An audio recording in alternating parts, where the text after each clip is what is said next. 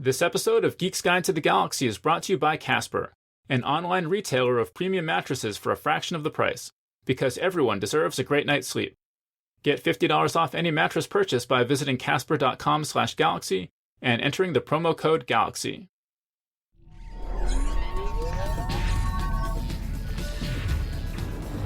Wired.com presents The Geek's Guide to the Galaxy. And here is your host, David Barr Kirtley. Hello, and welcome to episode 175 of Geek's Guide to the Galaxy. Our guest today is David Mitchell, whose best-selling 2004 novel Cloud Atlas was adapted by the Wachowskis into a feature film starring Tom Hanks and Halle Berry. All of Mitchell's novels are set in the same universe, with characters from one book appearing in or being referenced in the others.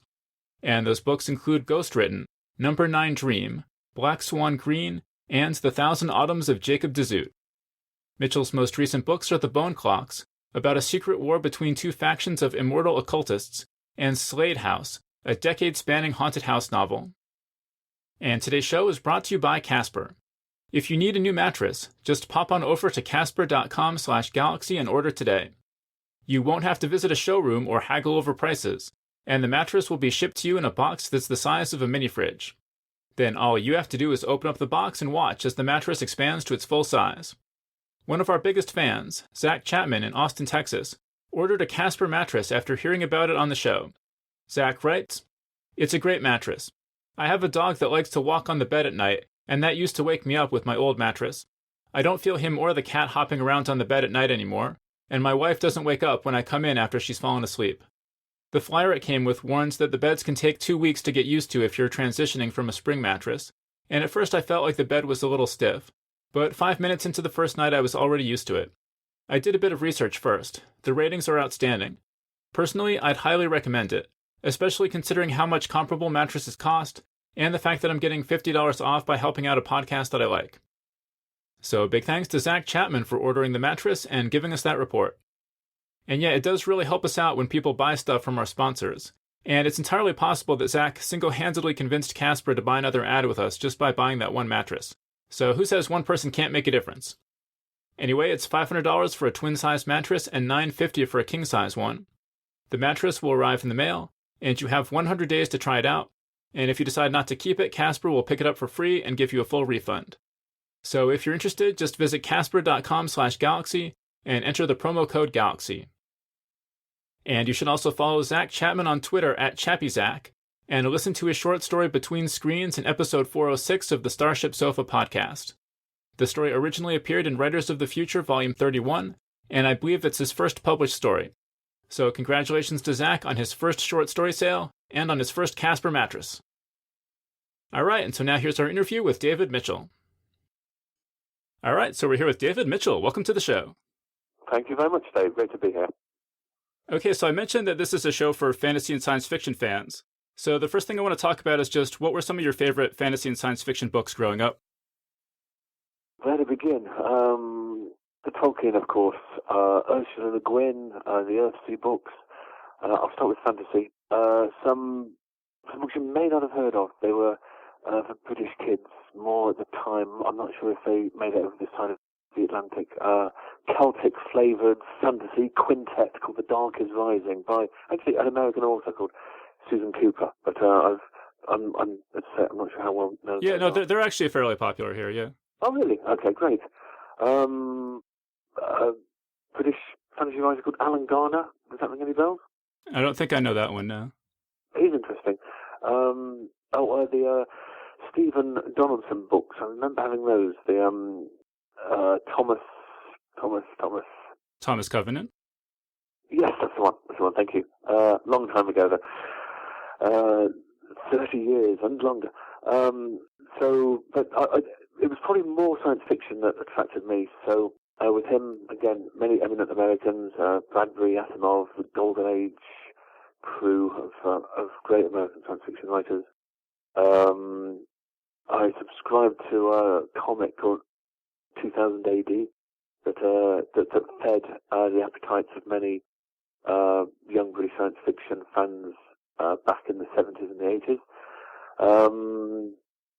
Harry Harrison, Stainless Steel Rat. Have you heard of him? Yeah, of course. Yeah. They were pretty big in the UK as well. But E. Doc Smith, the Lensman books, they probably haven't dated that well.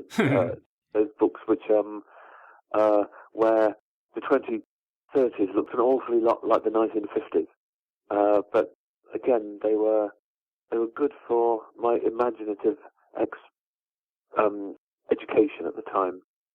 Yeah. Well, and if people don't know those books, they were very influential on the Green Lantern comic book. So it's kind of a similar thing. Right.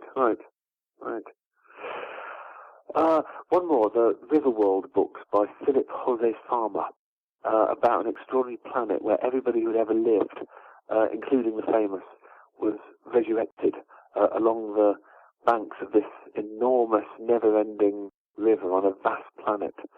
And their material needs were taken care of. But that was quite a tricky book, but I don't meet many people who know them. Oh, yeah, I haven't read the Riverworld books, but I know Philip Jose Farmer because he had a series called World of Tears that was very influential on Roger Zelazny's Amber series, which is my favorite fantasy series. So I kind of know of them, but I haven't actually read them. Yeah. There's so much to read out there, isn't there? Yeah. And so how did you start reading the fantasy and science fiction? Was there like a friend or a teacher or something who got you into it? Not really. This was just back in the days when I think fewer books were published, bookshops were smaller. You knew what was on the shelves, and if you were a bookish kid, you just went there, and it was my idea of Saturday afternoon's entertainment to read the back jackets of all these books, one after the other. I'd just go through the whole shop, pretty much. And I had an appetite for it. We weren't that rich or anything when I was growing up, but my parents always found the money to buy me books because they thought it was good for me, and I think they were absolutely correct. This is all pre-internet. This is all book blogs, of course. So it was just a question of hit and miss. There were probably some like-minded kids at school as well, and we would compare and contrast and pass books around a little bit, and you just slowly build up knowledge on your way to geekhood, don't you? Yeah. I mean, did you ever experience any pressure from students or teachers not to read fantasy and science fiction? No. Maybe fantasy became a little bit uncool around 15, 16, 17 when it is more politic for young males to be seen to be into sport and the right music, and who knows, even girls, than it is to be into elves and orcs and dwarves and dragons. Maybe only then there was some peer group pressure, but I don't think it lasted that long, and I don't think it was that intense. And from teachers, I did not go to the kind of schools where teachers cared very much what you read, or even if you read. Well, so you... I'm sorry? Did you ever receive any of that kind of pressure yourself? Yeah, I mean, I like a lot of, I think, American kids. I don't know if it's different where you grew up, but there were, you got teased for being into computers and science fiction. And I did have a number of English teachers who would tell you that science fiction wasn't real literature and you should read "quote unquote" real books. Did you ask them about 1984 or Brave New World or The Master and Margarita or early Margaret Atwood or H.G. Wells? That's such a nonsensical viewpoint, isn't it? I mean, Charles Dickens is shot through with fantasy. In Bleak House, you've got a guy who dies of spontaneous internal combustion. You've got ghosts in The Christmas Carol. It's weird how once things have become sanctified on the great canon of English literature, people then forget conveniently that it's actually what we would now call genre. Yeah, or even Shakespeare, which is full of ghosts and witches. And yeah, fairies, you name it, he did it. Well, I've never found that intellectual consistency was a big concern of people who are of this attitude. I mean, yeah, you would say, what about 1984? And they would say, oh, that's not science fiction. And you're like, well, it's set in the future and it's an imaginary world and there's imaginary technology and all this stuff. And they're like, no, that's not science fiction because it's good. Exactly. And I think with that we can rest our case. And Henry James, the best ghost, sort of the best, most sustained, most perfect ghost novella in literary history, with The Turn of the Screw, and one of the best ghost stories of all time with The Friends of Friends. This is fantastic stuff, but as you say, there's no intellectual consistency in these arguments. So yes, let's consign those to the bowels of the earth where they belong. Well, and I mean, the thing that really frustrates me is that when people actually read a fantasy or science fiction book, they tend to like it. But they're also convinced that there's this gigantic body of science fiction books that they just know they would hate them if they were to read them, but they've never actually read them. Yes, you do read that. I think people have an allergy. Well, people judge books by the cover, which is a shame. It's their loss. It's not good for the kind of bookshop culture war. It's convenient to have a horror section. It's convenient to have a science fiction, fantasy section. It's convenient to have a mainstream literary fiction section. But these should only be guides. They shouldn't be demarcated territories where one type of reader belongs and another type of reader does not belong. It's a bizarre act of self-mutilation to say that I don't get on with science fiction and fantasy, therefore I'm never going to read any. We've already agreed it's inconsistent, but it's also what a shame. All those great books that you're cutting yourself off from. Yeah, no, exactly. And I agree that it's very destructive, this kind of us versus them mentality, because since I had been reading these fantasy and science fiction books from early childhood and loved them so much, when teachers told me they didn't like them, it made me very hostile to the teachers.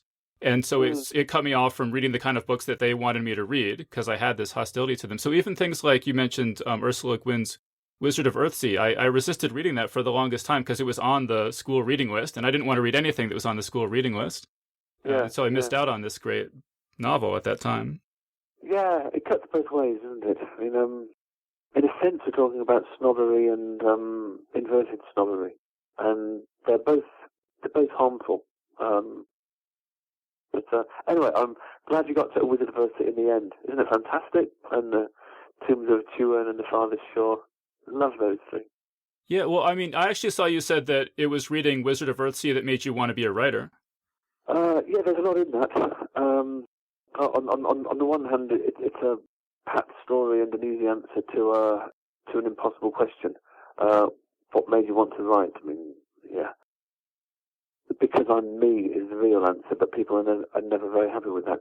On the other hand, it isn't a fabricated answer. I do have clear memories from way back of finishing The Wizard of Earthsea on a rainy Saturday morning and just having this incandescent urge inside me, like a magnesium ribbon going.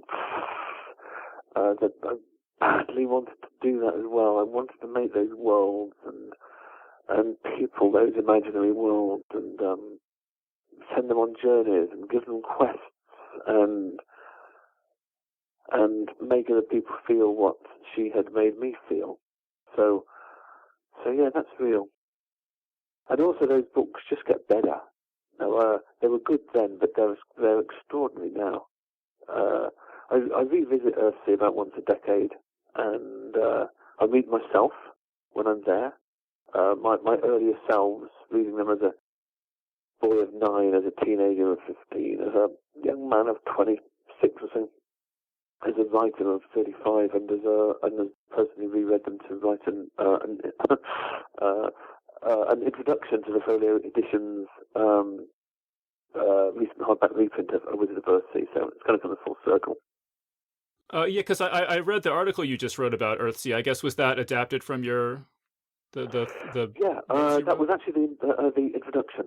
I had no idea that the Guardian were interested in it and were going to put it in their rereadings section. But yeah, that was a sort of homage to Ursula, who I know very slightly, if that's not name dropping, but to the author. And I accepted the commission on condition that she would read it herself and vet it and change anything she wanted to. But in the event, she was happy with it, and so that is what was used. But the Guardian, I think, printed it directly as I wrote it. Did you get any responses on that from readers or Earthsea fans, anything like that? I think in the comment section, there's quite a lot, a few hundred comments, but I hope it doesn't sound standoffish, but I tend not to read comment section of anything, because while you get that's probably a wise policy. Yeah. You get some extremely wise and insightful people putting considered responses there, but you get responses which are somewhat less than that as well. Yeah. I guess one other thing I was just curious about, just reading the Bone Clocks in Slade House, there are references in there to Dungeons and Dragons, and at one point in the Bone Clocks, a character runs through a comic book convention. I was just curious how involved you are in that sort of geek culture sort of stuff. I haven't been to any conventions. Not because I wouldn't go. I mean, they seem like enormous fun. It's just I'm not really at the stage of my life that allows me the free time away from my family when I have to be away so often. Anyway, I did play Dungeons and Dragons as a kid. A lot of us did, actually. A lot of the writers I know did. We sort of in the bars late at night at literary festivals. Sometimes the conversation will get around to sort of a huddle of us in the corner saying, so did you play Dungeons and Dragons then? And it's amazing how many say yes. So Gary, is it Gygax? Yeah, Gygax, yeah. Gygax, I've never known how to pronounce it. Now I do, thank you. He has a lot to answer for. And there's probably a PhD thesis that someone out there in the realm of possible PhD thesis that someone could write somewhere on Gary Gygax's influence on the 21st century novel, because it would not be negligible. Yeah. I mean, do you have any memorable experiences from playing Dungeons and Dragons? Within the world we're exploring, or in the kitchens and living rooms of the friends where I was. I guess either would be. Yeah, I'd be curious about either. Yeah, one or two. Just the ingenuity and the way that some of the dungeons, the scenarios could outwit you and trick you, and the deliciousness of being outwitted and tricked. So I remember one where there was I've got no idea what the names are, but an adventure began on a mountaintop, and there was a pool, just a clear pool, and nothing else in the world, and you had to work out how to sort of get into the adventure. And the character threw a stone into the pool, and the dungeon master, my mate Charles, if you listen to this, hi Charles, but the dungeon master said, you see a splash. That was it. And we wasted more time looking around for the way in again, and then Charles said, just try throwing another stone in. So we did, and he said, you see a splash. And, okay, yeah, and nothing. And the third time, Charles said, you see a splash. Then my friend Richard, who was who I'm still friends with, and who is and was smarter than me, said, hang on, you see a splash. You don't hear a splash. You just see a splash. And that was the key. So it was an illusory pool of illusory water. Because you just saw it, you didn't hear it. Yeah, Isn't that cool? So it's these constellations of, oh, isn't that cool? Isn't that cool? Isn't that cool? In the generation of the world that I still remember and think very fondly on. More generally, outside the world and on our level of reality, it was a collaborative art form. It's something you all made. It was non-competitive. It was based on cooperation. And you only won if you worked together. And if there was a sort of generosity of spirit in not picking to pieces or finding faults with or wasting time on hunting for the inconsistencies within the whole enterprise.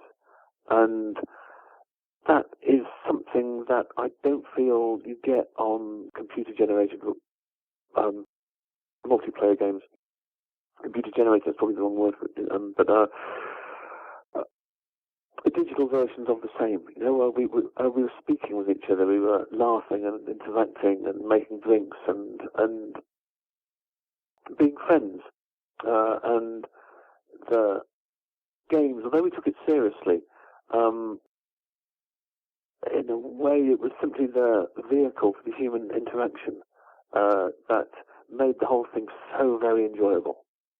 Does that make sense? Yeah, no, absolutely. And it hadn't really occurred to me until you were just saying that, but I wonder if Slade House was inspired at all, or like influenced at all by your time spent playing Dungeons & Dragons, because it's a similar idea of kind of getting sucked into this dangerous, imaginative world and having to survive. Yes, I think it must have done. It hasn't really occurred to me either. But yeah, there would be similarities. I mean, it would be quite easy to adopt Slade House, or to adapt Slade House to that format. And I think the room by room, the puzzles and the challenges and the doors and the fickle, mercurial nature of the danger within the world. Well, why don't we just back up, and for people who haven't read Slade House, just say a little bit more about it and how you came up with it. It is a story about apparent ghosts and their apparent house, their abode. Every 9 years, the twins, I'm talking about Jonah and Nora Dreyer, they make it happen that a guest, in inverted commas, is invited to Slade House, which exists or is only ever accessed via a small black iron door.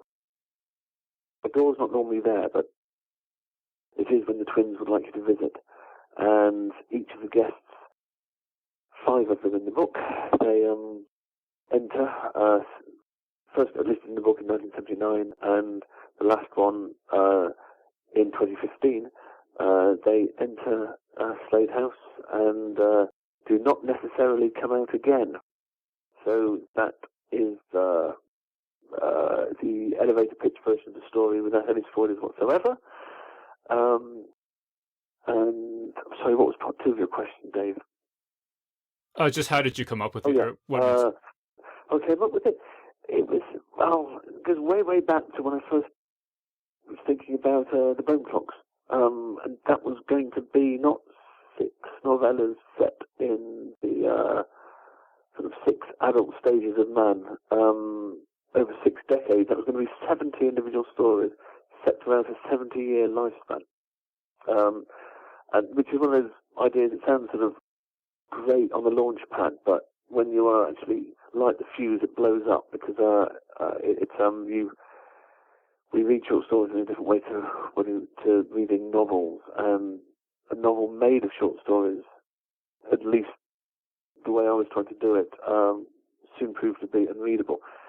However, I didn't, which is why the Bone Clocks evolved away from that and it took on a pretty different form. However, before I found out that it was unwritable in that form, I'd done some work on stories that looked like what Slade House kind of morphed into. Just the idea of this house that's less a house than a kind of immortality machine in a bubble reality all of its own. and with a mind of its own almost. And I couldn't put them into the bone clocks, it just didn't need it, and the structure would have become disfigured. But I still had these ideas, so I wrote bone clocks, put that away, and then just had an idea for a Twitter story. I just wanted the experience of writing some fiction on Twitter just to see if it would work or not. And the first story to hand was and indeed an obvious candidate, was the first section of Slade House, which back then was a standalone story called The Right Sort. I did that for Twitter, was happy enough with the results, but it raised a lot of questions, and wanted answers. And so Slade House, it's a short book, but it's got sharp elbows, and it barged its way to the front of the queue of books that are waiting to get written. And that's what I spent the next 10, 11 months doing. Right, and the book, it's just incredibly creepy to read. Oh, thank you, Dave, thank you. You sound like you really know your creepy fiction, so for you to give it that endorsement, it's a big deal for me. You never know if you're being frightening or not. The same way you never really know if you're being funny or not. You're immune to your tricks, and fear's really hard to do on the page, really hard. So I'm really happy to hear you say that. No, I do. I read a lot of horror fiction, and most of it I enjoy, but I don't find that scary. But this book I really found unsettling. I thought it was really effective. May I ask why? What was it that unsettled? Was it its entirety, or was there some elements you found, or was it a combination of the elements? I mean, it's hard to say without spoilers, but basically, I was constantly. You really made me hope that something good would happen to the characters. Right. And it never and I think a lot of it too, David, is that it was short, and I think there's so much pressure in publishing today to have long novels, and it's very hard to make a long book scary, but this was short enough pieces that it was able to sustain that intensity. Thank you. I broke it down into 5 parts, and they're about 50 pages ahead, and you can manage it in 50 pages. There are variations as well, so you can mess around with readers' expectations about what's going to happen next, because we've been here before. But you can make it not like it was before, and it's a way of having your cake and eating it as well. You can good ghost stories tend to be short, but novels obviously need a couple of hundred pages at least in order to be novels. So I executed a diabolical plan to do both by, in a sense, repeating the same story 5 times, but making the story very different and putting them in a chain. And as you would have noticed, again, without any spoilers, even though the people who you hoped good things would happen to do not necessarily have those good things happen to them, even though that is the case, they still form a kind of a chain that brings about the overall ending that you may have wished for. That's a very vague Gnostic kind of a paragraph I just said, but do you understand me as someone who read the book? Oh yeah, for sure, yeah. I was going to say, I mean, I think another thing that makes this so effective is a similar thing that you have in Lovecraft, where he tells all these different stories and it kind of builds up this entire world. And so there are references in each story to things in other stories. And in this, you have this whole, I mean, it feels real because it feels like there's this whole world behind it. And I just love the terms you have. Psychosoterica, anchorites, horologists, orisons, the Ninevite candle. It feels like a fully fleshed out world. Oh, mate, I'm grinning like a Cheshire cat on the end of the phone here. Maybe you can't see it, but thank you. I mean, could you talk about those terms? How did you come up with those terms? Did you just dream them up, or are they inspired by anything? You go looking for them, and you stay open for them when they walk in. Horologists, my sister-in-law gave me a book about obscure words to do with different times of the day called the Horologicon.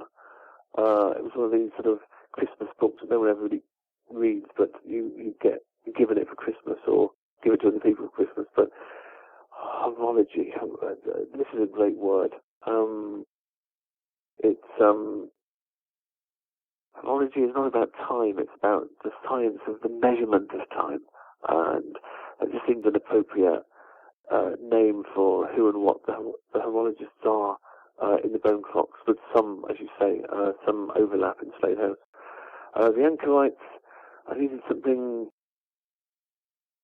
bitter, particularly religious, bitter religious overtones. And anchorites, again, you no doubt know, were young women who were walled up with their consent, although consent can be a slippery fish as well, but allegedly with their consent, into the walls of medieval churches. They were alive, they were kept alive, they were fed, their very basic needs were met, but they sort of anchored their churches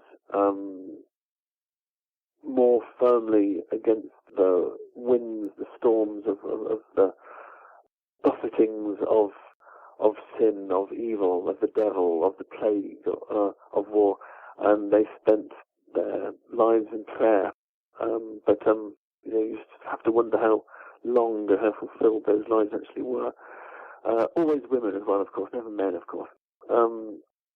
So an orison, it's a Shakespearean word for prayer. It appears in Hamlet. In thy orisons, O nymph, be all my sins remembered. I think it's something like what Hamlet says to Ophelia.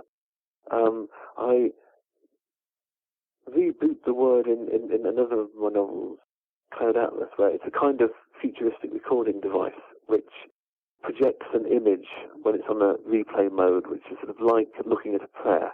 I like the ephemeral nature of it, in the same way that prayers are ephemeral, but it's too cool a word to consign to that. So I also like the idea that words have different applications through time, and technology as well is particularly adept at adopting and co-opting much older words. And the last, Psychosterica. This is, in a sense, a lot of the reviewers, both positive and negative, talked about the Bone Clocks as a fantasy novel. I do end up kind of explaining the fantasy in terms of it being just science that hasn't been discovered yet, or psychosoteric mental faculties that could actually be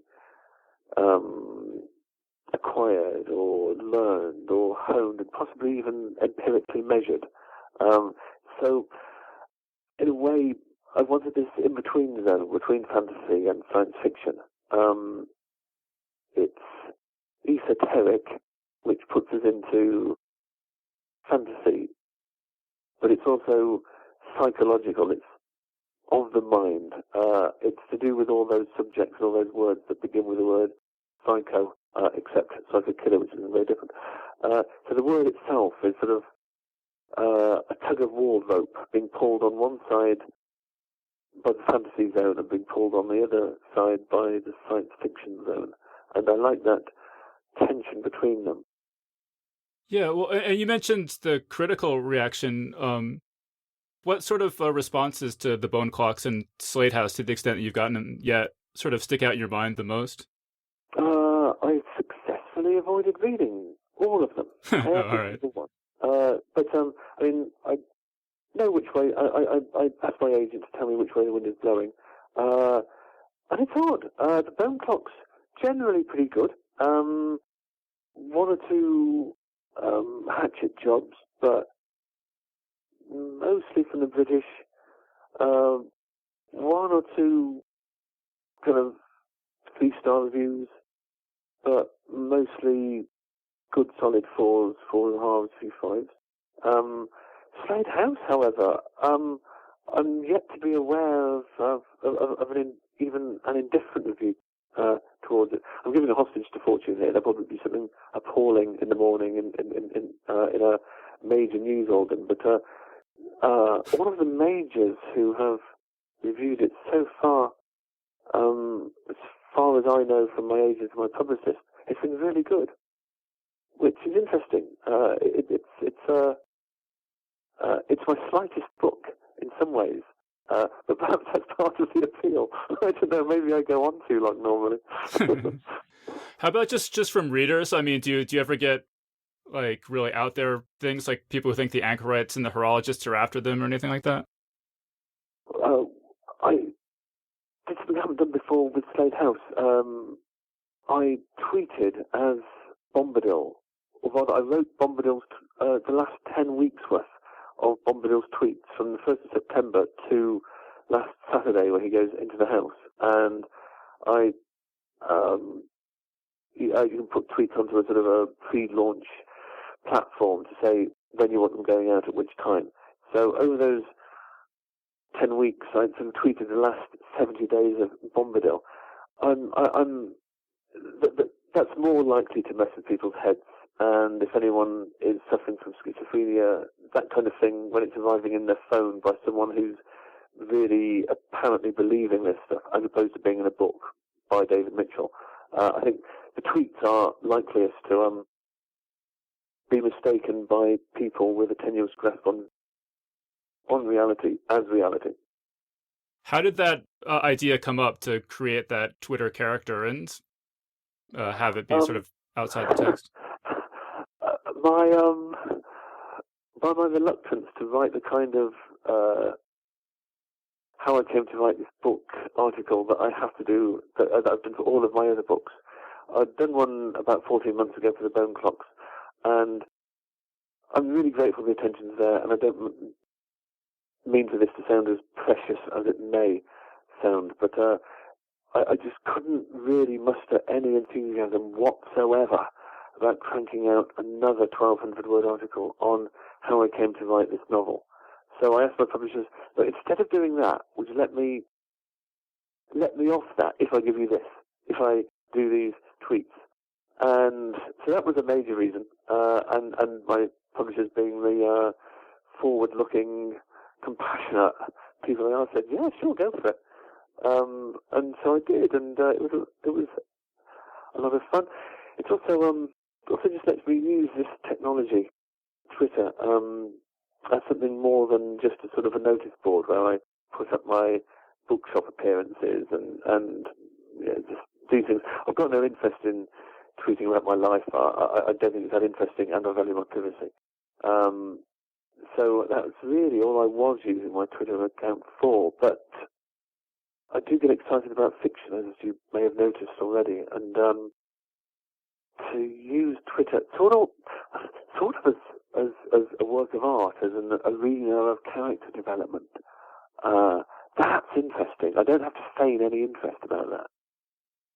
So one thing I really wanted to ask you about is I interviewed Kazuo Ishiguro back in April, and he said that you were one of the authors who really made him feel empowered to add these fantasy and science fiction elements to his work. Bless him, yes, I did see that. Bless him.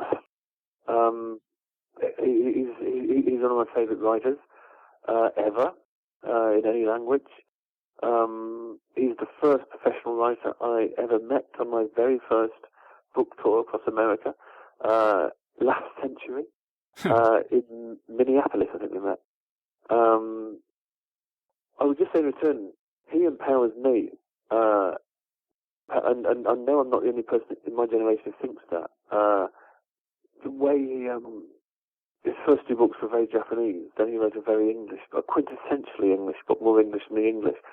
Then he wrote a 1930s Germanic novel, sort of a 700-page modernist novel. There's no way to put it then. That's what it is, with everything that the remains of the day wasn't.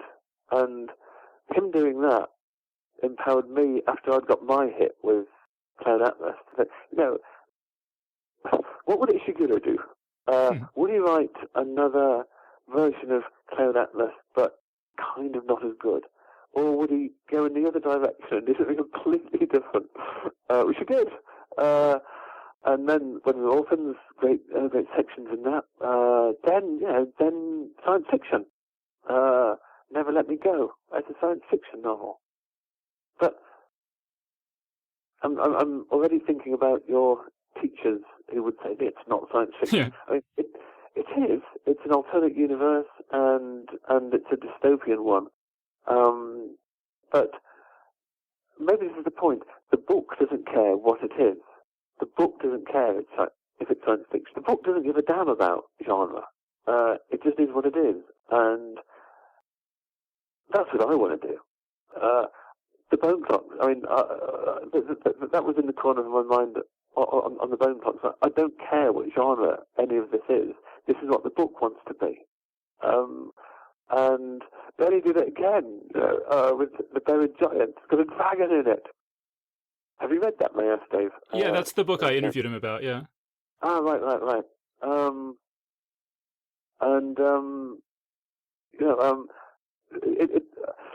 Because he's on the book because he's of a certain age, because he's of his generation,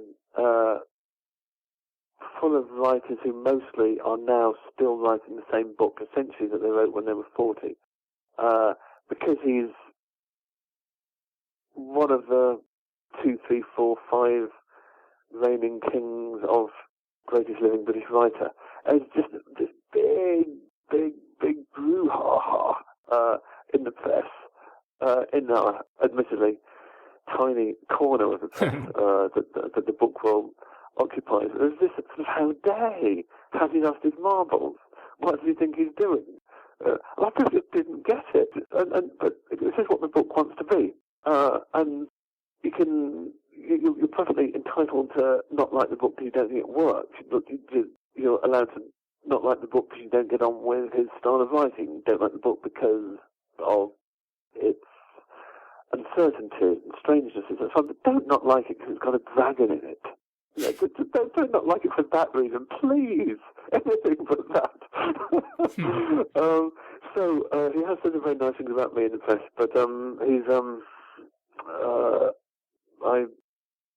he's a friend now, but and he's a sort of a mentor, but more than that, he's an example of how to age and still be writing really worthwhile stuff into your 7th decade. There's lots of people write great stuff in their 30s, and then it tails off, and it behoves you to think about how to avoid that failure and how to keep writing vital, probing, striding work that never sits on its laurels and never falls into a cycle of diminishing returns. Am I making sense, or am I going all over the place with this? Yeah, no, absolutely, yeah. And I wanted to ask, speaking of the future, obviously since this is a science fiction show, we like to think about the future a lot. But there's just this real pattern these days where stories set in the future tend to be really depressing. And you've written about this too in your work. I'm just curious, what do you think is going to happen? Do you think we're heading into a depressing future, or do you see hope for any kind of bright science fiction future? Well, it's a future, so we do not know. What we know is that there are a range of possible futures that our timeline can enter. Civilizationally, which isn't a word, but never mind, we can be pretty sure we're heading for some kind of a hard landing. Our civilization is addicted to oil, and nothing really is coming close to, there's nothing really on the horizon that can power it, at least not on the near horizon. Solar power, wind power, these things are great for electricity, for sort of domestic usage, but we need oil to move ourselves around. We need oil to create enough food to feed 7 billion and growing very quickly people. We need oil to bring container ships from China to bring the things that we need to satisfy the 1,001 human needs have. We need oil to fly. And without it, how is any of this going to work? Unless we get answers to that question really very soon, the hard landing will not only be hard, but maybe worse than hard. Then there's ecology, climate change, the safe point to keep the average increase in global temperature to within the 2-degree limit, that's probably in the rearview mirror now. That's probably gone. We don't have the political systems to save us.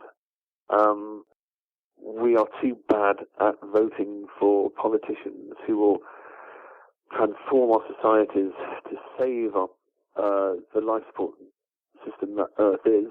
We're too bad at voting them in, and we are too good at voting in people who mock the former. This is very worrying. Antarctica is melting. Sea levels will rise. Most of the world's great centers of population are on the coast.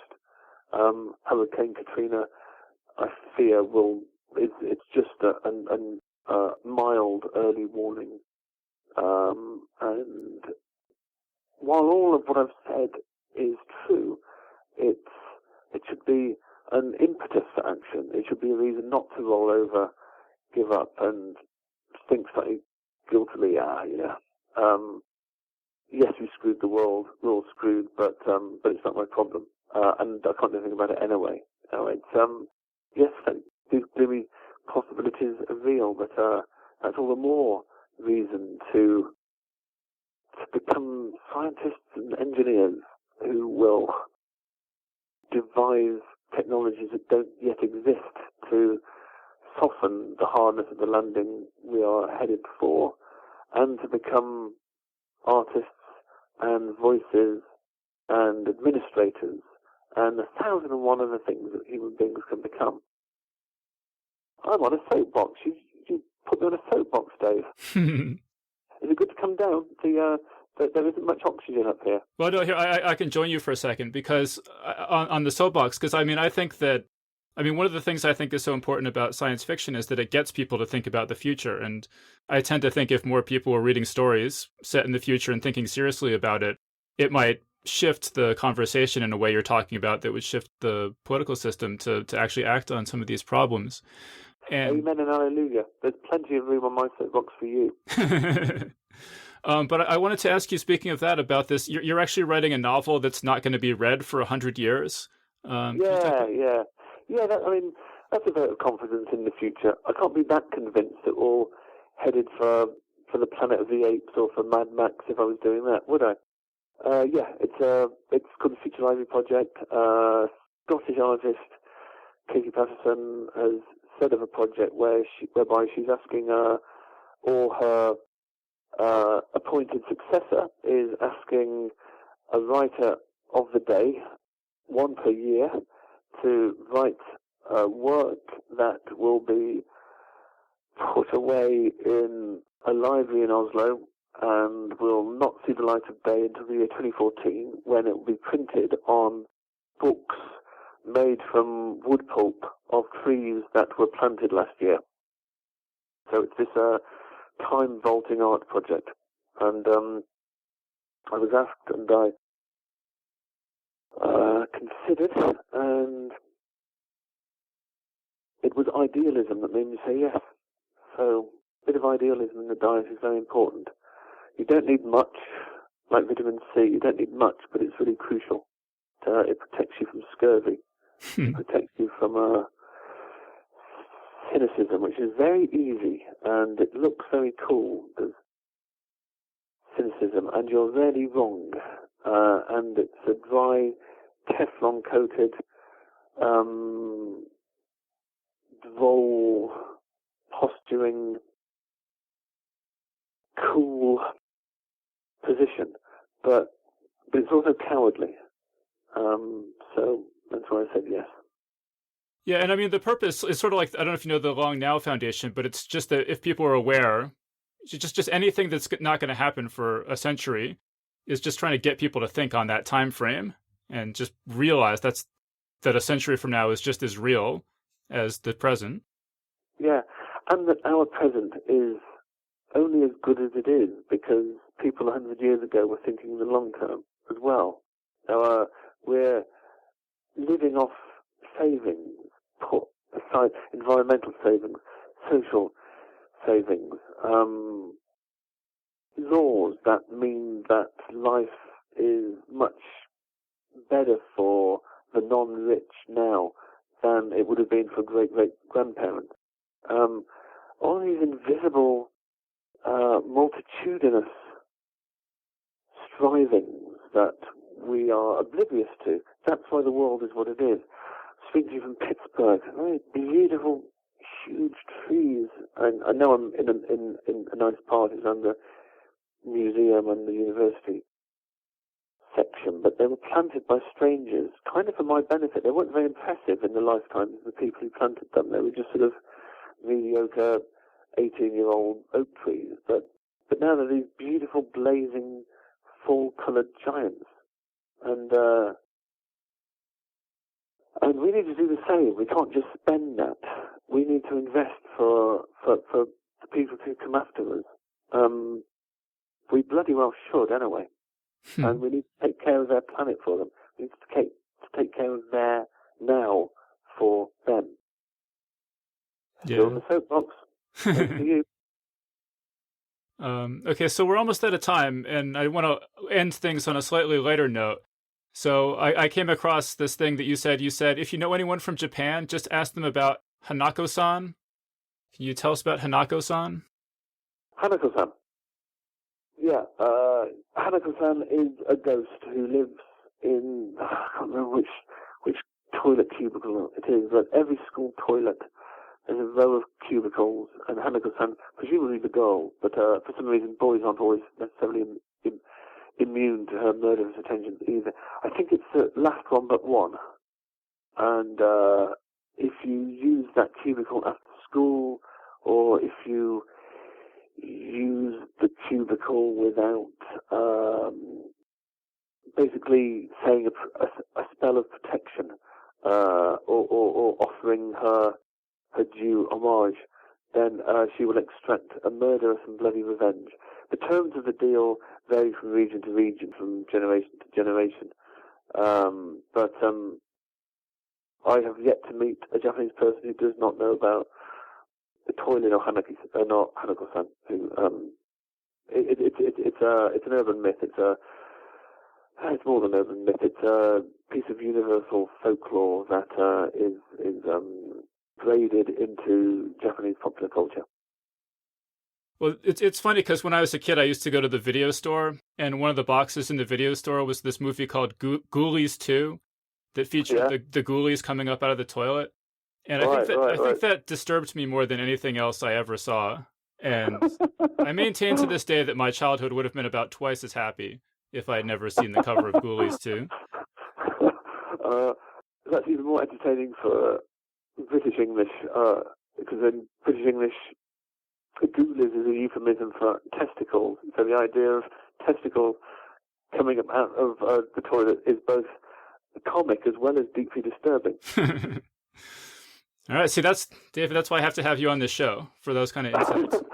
Except instead of ending on a light note, I've ended on a somewhat smutty note, haven't I? Well, that's good too.